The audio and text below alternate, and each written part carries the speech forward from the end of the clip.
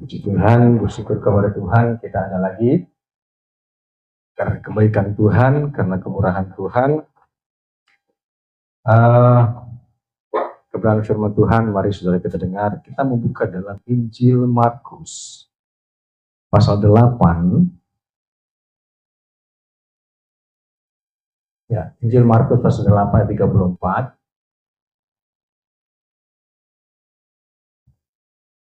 Ada satu bagian yang ingin kembali lagi. Saya ingat saya pernah sampaikan ini, dan ada hamba Tuhan juga pernah sampaikan ini. Tetapi saudara, dalam perenungan Tuhan ingatkan saya untuk kembali menyampaikan ini saudara, supaya kita semakin memahami akan apa yang Tuhan mau dalam kehidupan kita.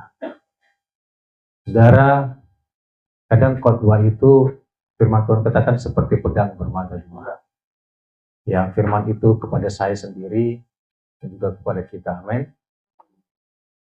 Sehingga firman itu bisa berfeedback, berecho. Jadi mengaum saudara, seperti bumerang pada saat dilempar, dia kembali lagi.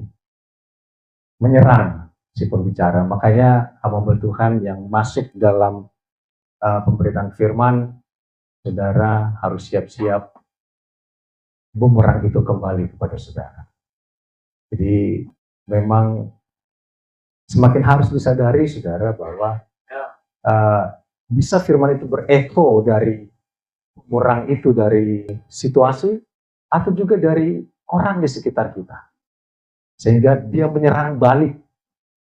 Ya, kemarin kami ke Bogor saudara, kita berdoa di Bogor. Rumah yang sudah kita sewa untuk tempat ibadah, kita berdoa di sana, Tuhan, kalau di tempat ini ada roh pertengkaran, biarlah damai Tuhan menaungi rumah ini, amin. Kami batalkan kalau ada roh pertengkaran. Ternyata itu berecho saudara, bisa serang balik. Ya, kalau di rumah ini terjadi kekerasan, kami berdoa, kami patahkan waktu itu, kemarin, berdoa di sana. Tapi itu berecho, saudara. Sehingga memang itulah yang harus kita alami. Amin, saudara. Dan ayat ini biarlah mengingatkan kita kembali. Bahwa, saya kadang berpikir, saya bicara kepada Tuhan, saya katakan begini, Tuhan, saya sudah coba khotbah yang cukup keras gitu, saudara ya. Tapi saya berpikir, kalau saya khotbah keras, ngefek nggak sih gitu loh. Sementara orang khotbah lembut, ya ternyata lebih ngefek saya lihat gitu. Atau saya khotbah lembut aja gitu saudara, nggak usah keras-keras lah, yang enak-enak aja lah gitu loh. Karena semakin keras saya khotbah, semakin keras saya dihajar saudara. Saya mau pilih mana kadang gitu saudara ya. Sebagai gembala saya pikir, enak cari aman aja deh gitu, kayak hamba Tuhan lain khotbah 5 menit saudara tidur gitu saudara, 10 menit selesai. Tetapi kembali lagi talenta itu tidak sama, panggilan itu tidak sama, amin. Makanya saya pun harus pikul salib. Berat, ya berat, saya harus pikul salib. Berecho, berefek gak apa-apa saudara. Dan saya bersyukur saya berdiri di tempat ini hari ini itu karena cinta Tuhan. Amin. Yang seharusnya kemarin saya sudah mati, saudara. Tapi karena kasih Tuhan, saya ada di tempat ini. Mari, saudara, kita baca Injil Markus pasal 8 ayat 34.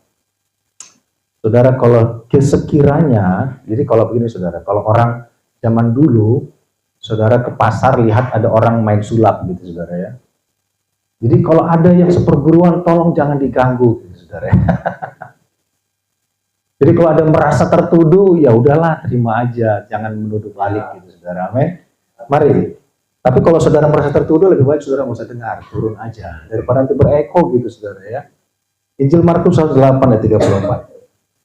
Lalu Yesus memanggil orang banyak dan murid-muridnya dan berkata kepada mereka, setiap orang yang mau mengikut aku, ia harus menyangkal dirinya, memikul salibnya, dan mengikut aku. Amin, saudara. Yesus tidak berkata setiap orang yang mau berjalan bersama dengan aku. Jadi ada perbedaan antara mengikut dan berjalan bersama. Saudara mengikut Yesus, saudara ikut Yesus. Bukan saudara berdampingan dengan Yesus, terus seakan-akan adalah Yesus menjadi orang yang bisa kita pengaruhi. Karena kita berpikir Yesus adalah orang yang bisa kita pengaruhi. Bahkan kita berpikir Yesus adalah di bawah pengaruh kita. Di bawah kontrol kita, saudara. Yesus katakan, memanggil orang banyak dan murid-muridnya berkata kepada mereka, setiap orang yang mau mengikut aku, berarti murid-murid adalah pengikut. Amin. Bukan murid-murid mempengaruhi, bahkan mungkin mengarahkan ataupun menentukan. Saya hampir tidak melihat bagaimana murid-murid mengarahkan Yesus. Yang ada Yesus yang mengarahkan mereka. Amin, saudara. Kalau sempat murid-murid mempengaruhi Yesus dan mengarahkan Yesus, akan beda ceritanya.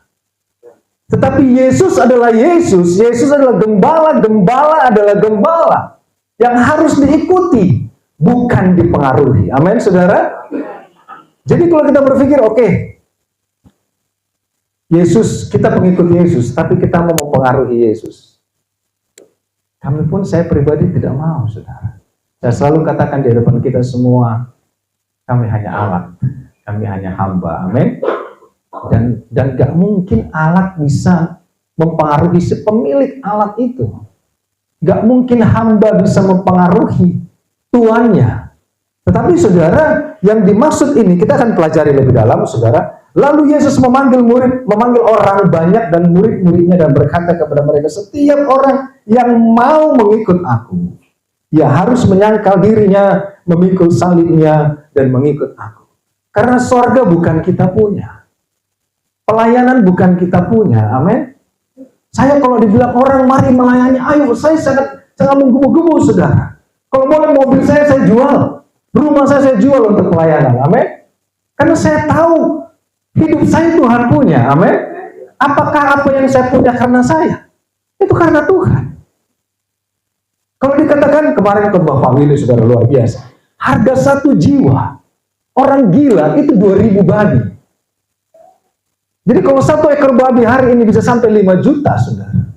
Bayangkan harga mencari satu jiwa, menyelamatkan satu jiwa, berapa besar harganya.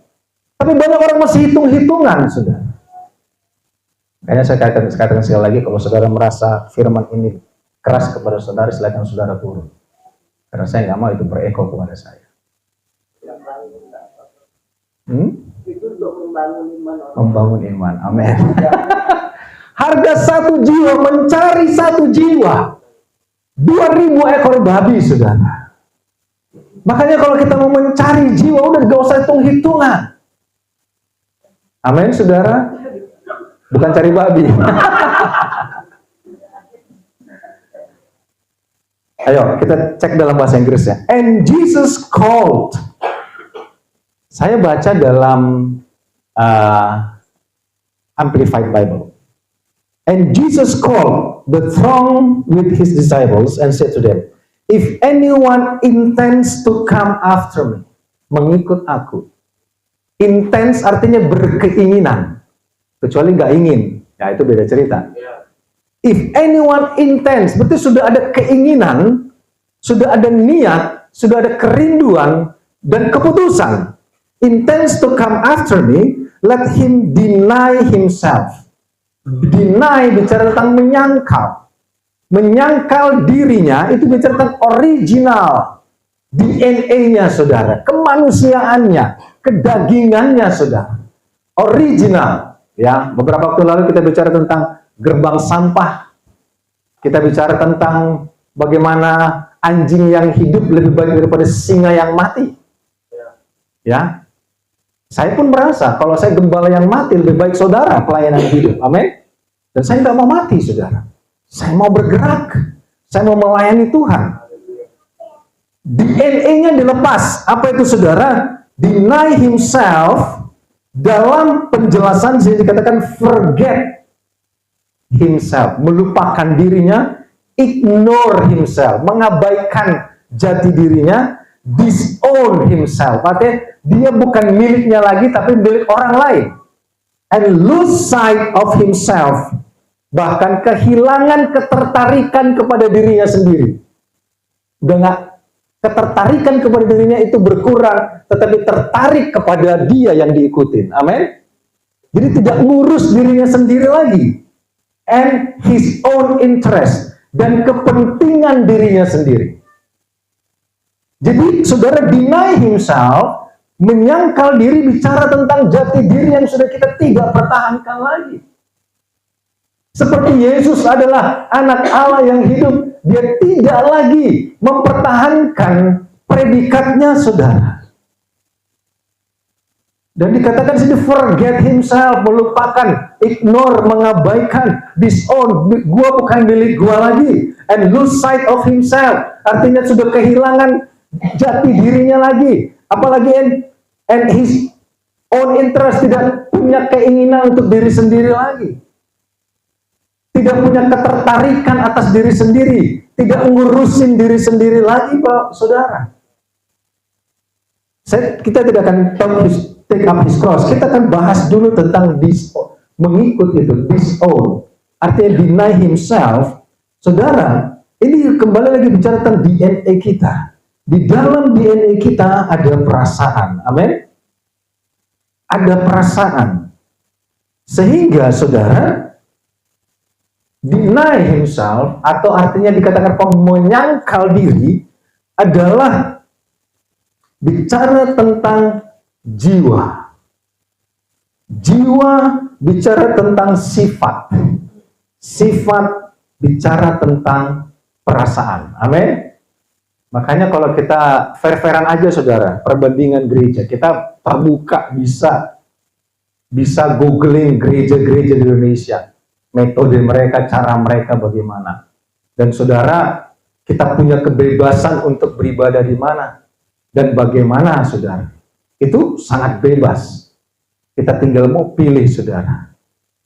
Makanya menyangkal diri artinya menyangkal perasaan kita. Kita bicara tentang matikan, saudara. Saya sendiri pun menjadi tantangan besar bagi saya. Tapi saudara, bagaimana kita bisa benar-benar layak? Kalau dalam Injil Lukas, saudara perhatikan Injil Lukas pasal 14 ayat 27. Dikatakan bahwa Injil Lukas 14 ayat 27 dikatakan, barang siapa tidak memikul salibnya dan mengikut aku, ia tidak dapat menjadi muridku. Sehingga saudara, kalau kita masih dikatakan siapa mau mengikut aku, kita masih merasa bahwa kita bisa mempengaruhi Yesus. Kita harus berpredikat sebagai pengikut Yesus. Dan saudara, kita katakan bahwa tidak, Yesus katakan menyangkal dirinya. Berarti kalau menurut Injil Lukas, kalau kita tidak memikul salib itu, menyangkal diri, kita tidak layak, tidak dapat menjadi murid Yesus. Ini menjadi peringatan bagi kita, saudara. Jangan sampai ternyata apa yang kita kerjakan tidak layak di hadapan Tuhan. Kita berpikir bahwa pelayanan adalah kita punya. Saudara, saya tidak pernah merasa pelayanan saya punya, saudara. Tuhan punya, amin. Saudara pun bukan jemaat saya. Saudara jemaat Tuhan, amin. Saudara bukan pengikut saya. Saudara pengikut Kristus, amin, saudara. Sehingga ini menjadi catatan bagi kita bahwa, mari kita lihat dalam satu bagian, Injil Matius 26 ayat 52. Injil Matius 26 ayat 52 dikatakan, maka kata Yesus kepadanya, masukkan pedang itu ke dalam sarungnya.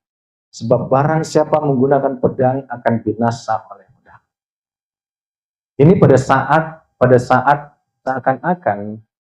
seakan-akan Rasul Petrus hendak menghalangi tentara Roma menangkap Yesus.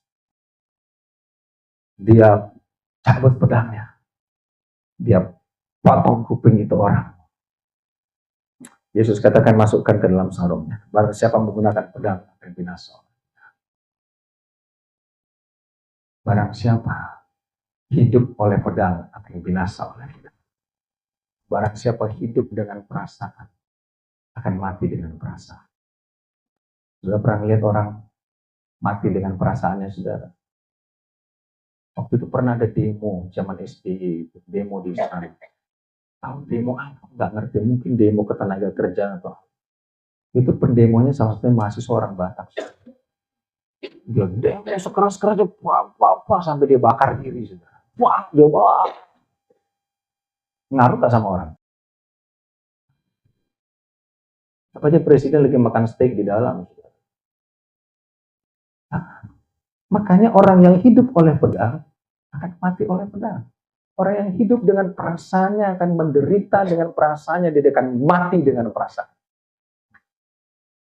Makanya saya katakan kepada pelayan-pelayan, orang yang mau melayani Tuhan harus sudah mati rasa.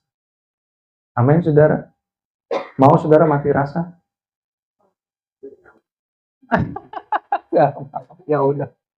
Saya izinkan saudara mundur sebelum pelantikan. Kalau saudara masih memakai perasaan saudara, saya izinkan saudara mundur. Karena jangan sampai begitu dilantik, masih hidup dengan perasaan dan itu juga sakit sama semua orang.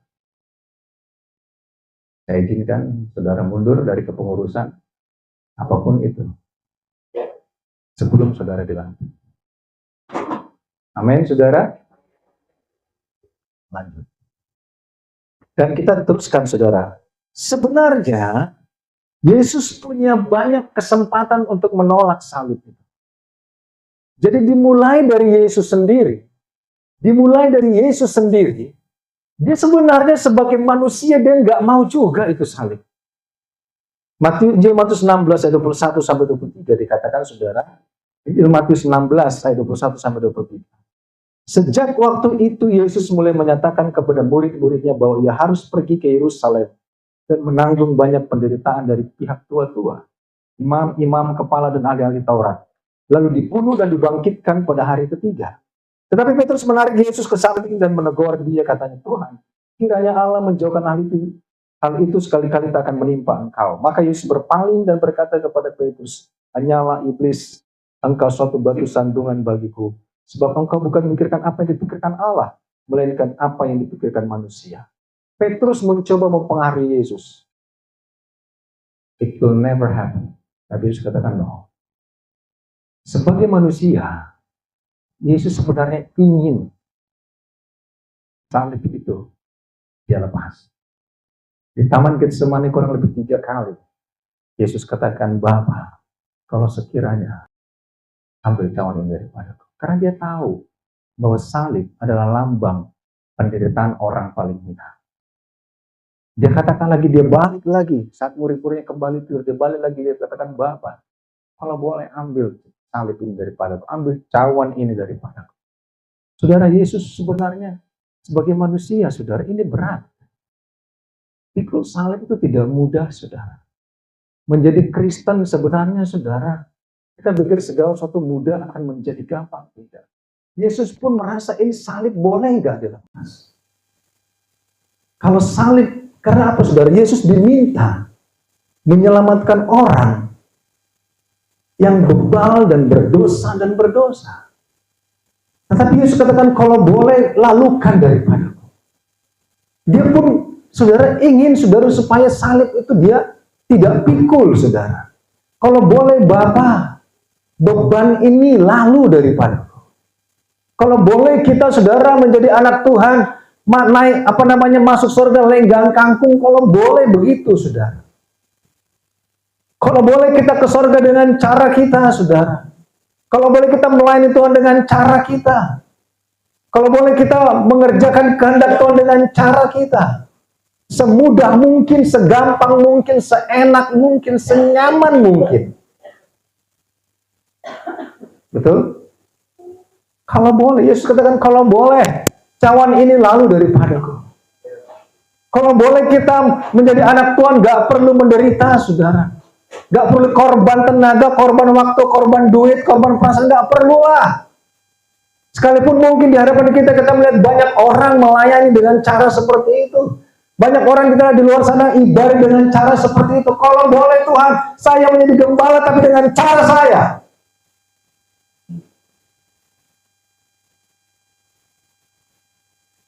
Tapi Tuhan katakan tidak. Dengan cara Tuhan. Amin. Boleh. Persekutuan di Bogor tidak ada. Kalau boleh. Tapi Tuhan katakan ada jiwa yang harus diselamatkan. Amin. Ada jiwa yang harus dibawa kepada Tuhan. Sehingga saudara, kalau kita ingin, kalau boleh, gak perlu ada marturia. Kalau boleh gak perlu ada Natal. Kalau boleh udah kita biasa-biasa aja. Tapi apakah kita melayani Tuhan dengan cara kita? Saya pun gembala, saya mau katakan Tuhan kalau boleh, saya melayani menjadi gembala dengan cara saya. Saya pengen datang sekali sebulan gitu saudara.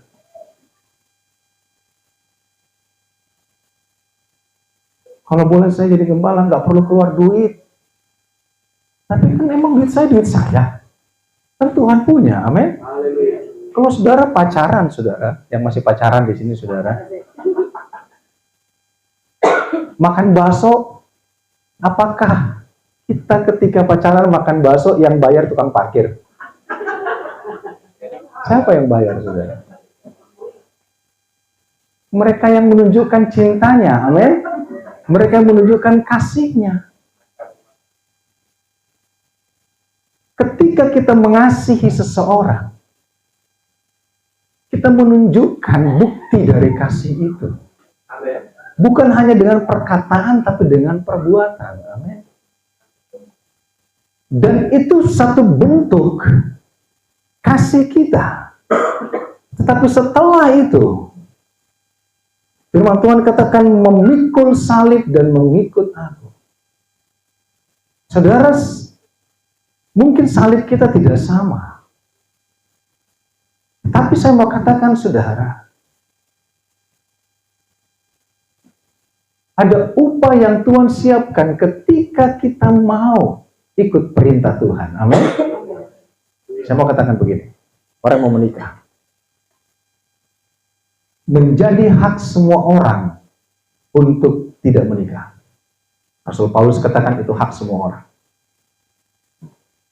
Yang anak muda mungkin bisa perhatikan di luar sana, banyak orang memutuskan untuk tidak menikah. Ataupun banyak memutuskan untuk tidak menikah tapi tidak punya anak. Itu makin bisa kita perhatikan. Tetapi saudara, bukankah menikah adalah perintah Tuhan? Amin. Bukankah beranak cucu adalah perintah Tuhan? Kalau itu perintah, gampang apa susah? Kan orang pengennya ngatur diri sendiri. Tetapi kalau itu perintah, itu nggak gampang, nggak mudah, saudara. Jadi engkau dan saya diperintahkan oleh Tuhan untuk masuk dalam rumah tangga, untuk beranak cucu. Itu perintah Tuhan. Dan perjalanan itu bisa jadi bentuk salib yang harus engkau dan saya pikul. Sembari kita melayani Tuhan, sembari kita ikut Tuhan, sembari kita melakukan firman. Sekalipun boleh saya katakan tidak ada sebuah pernikahan yang terlalu sempurna di dunia ini. Tetapi saudara, itulah salib yang Tuhan mau engkau dan saya pikul. Amin. Karena itu perintah. Dan perintah harus dilaksanakan. Yesus katakan kalau boleh Bapa, ambil cawan ini daripadaku. 3 kali dia di Getsemani.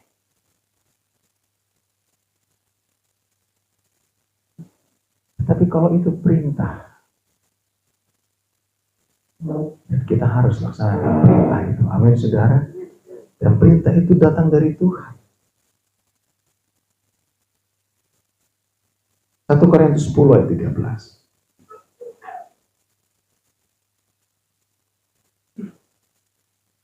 1 Korintus 10 ayat 13 dikatakan apa? Pencobaan-pencobaan yang kamu alami ialah pencobaan-pencobaan biasa yang tidak melebihi kekuatan manusia. Sebab Allah setia, Dan karena itu ia tidak akan membiarkan kamu dicobai melampaui kekuatan. Pada waktu kamu dicobai, ia akan memberikan kepadamu jalan keluar sehingga kamu dapat menanggung. Sekalipun kita lagi pikul salib, saudara. Sekalipun kita lagi babak belur, saudara. Saya mau katakan begini. Yesus lahir ke dunia sempurna. Sebagai bayi sempurna. Bayi sempurna. Fisik sempurna. Yesus kembali ke surga sempurna. Babak belur, saudara. Mukanya aja nggak kelihatan. Tubuhnya hancur. Saudara, berarti potensi pikul salib itu bisa babak belur, saudara.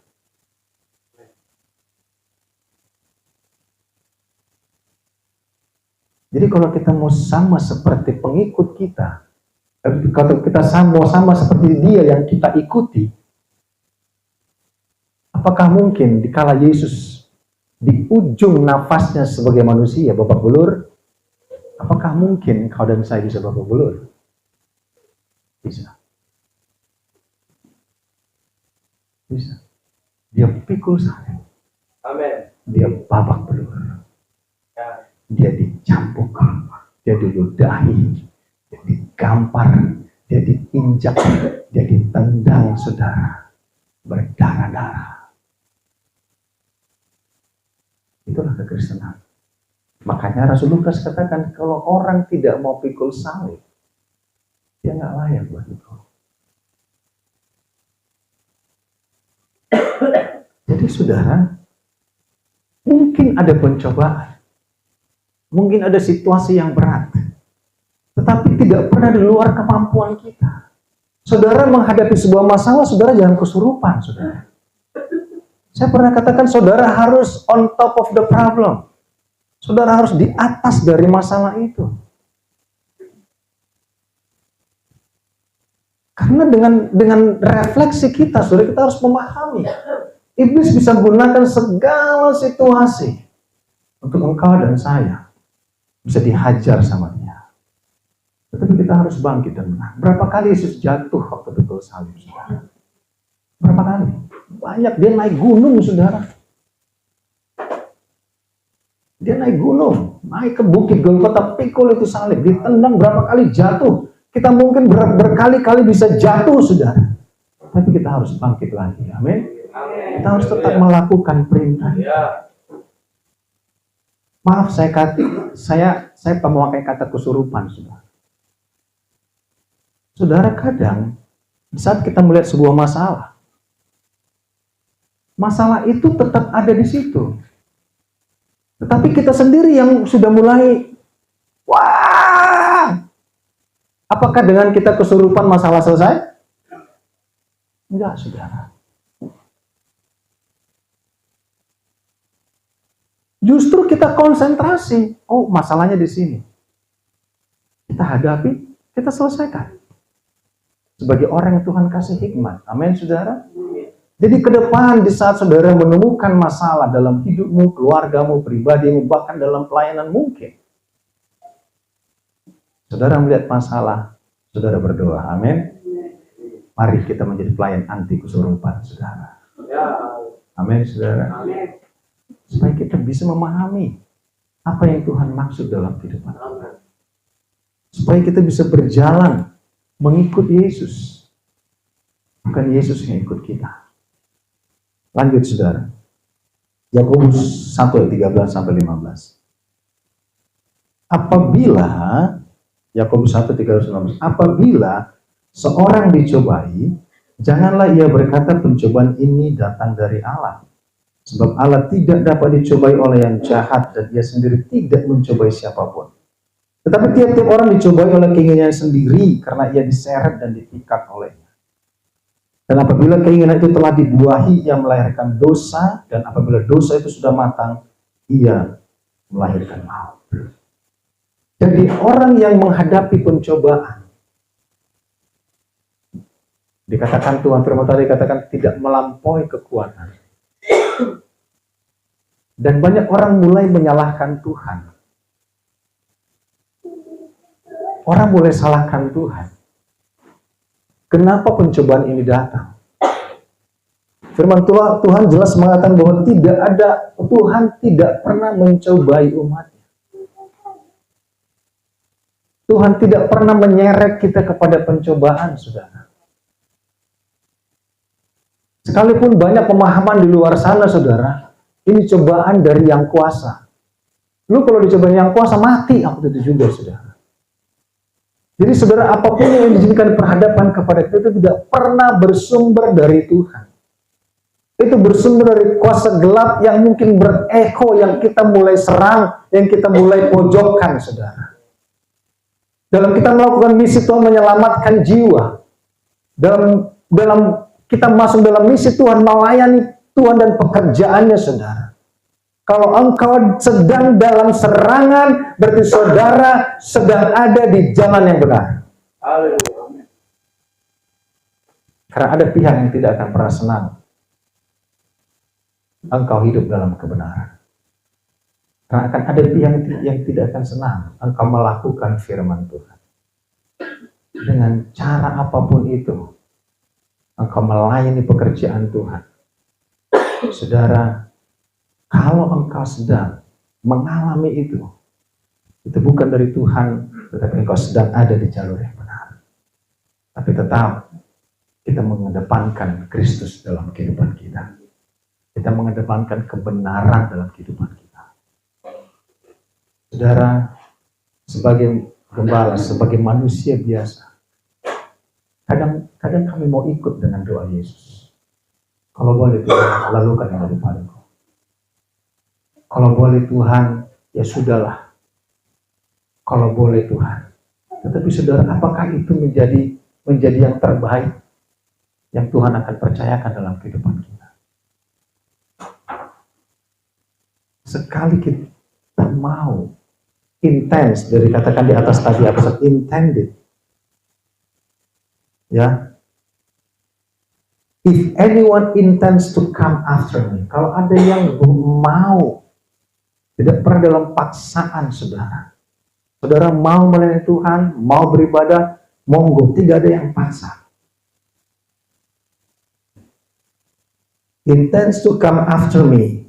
Tuhan katakan, let him deny himself. Menyangkal dirinya, melupakan dirinya, mengabaikan dirinya, menganggap dirinya bukan miliknya, tidak memiliki lagi ketertarikan akan dirinya, dan tidak mengutamakan kepentingan dirinya. And take up his cross, mengangkat salibnya. And joining me as a disciple and sliding with my party. Joining me as a disciple, bergabung, masuk, menjadi murid, and siding with my party. Siding itu artinya side by side, artinya berdampingan dengan my party, tim. Party bisa bicara tentang tim, party bisa bicara tentang keadaan.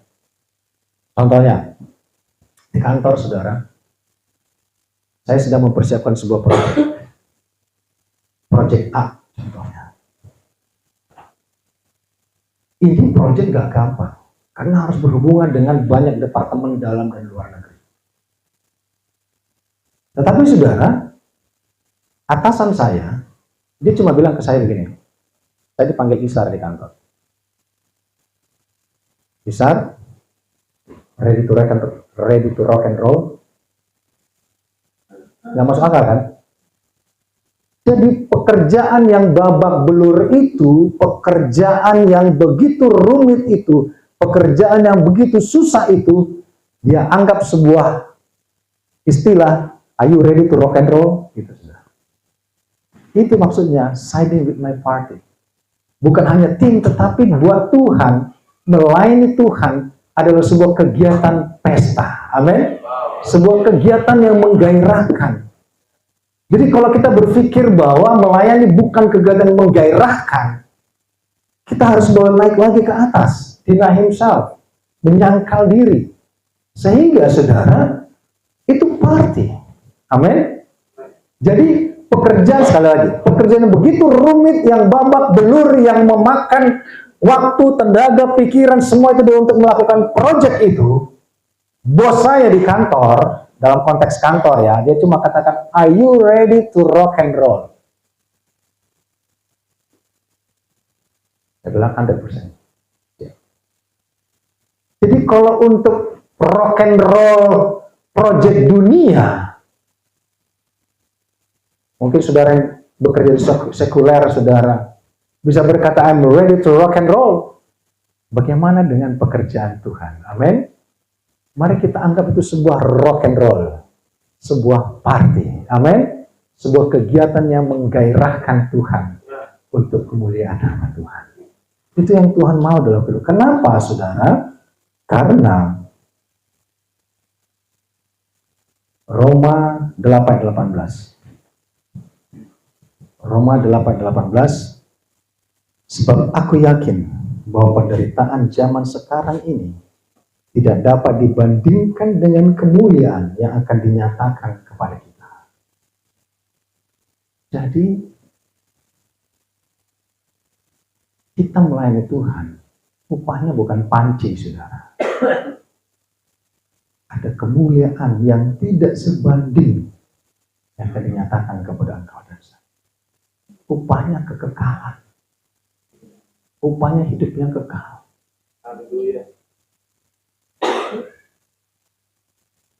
Upahnya hidup yang kekal, saudara. Dalam kemuliaan. Ya, hari Jumat Pak Wilu sudah katakan bahwa lantainya emas, semua perhiasan, batu zamrud dan sebagainya yang dunia tidak punya. Ada kekekalan, ada kemuliaan, ada mahkota. Dari apa yang kita lakukan hanya sesingkat ini dalam hidup kita.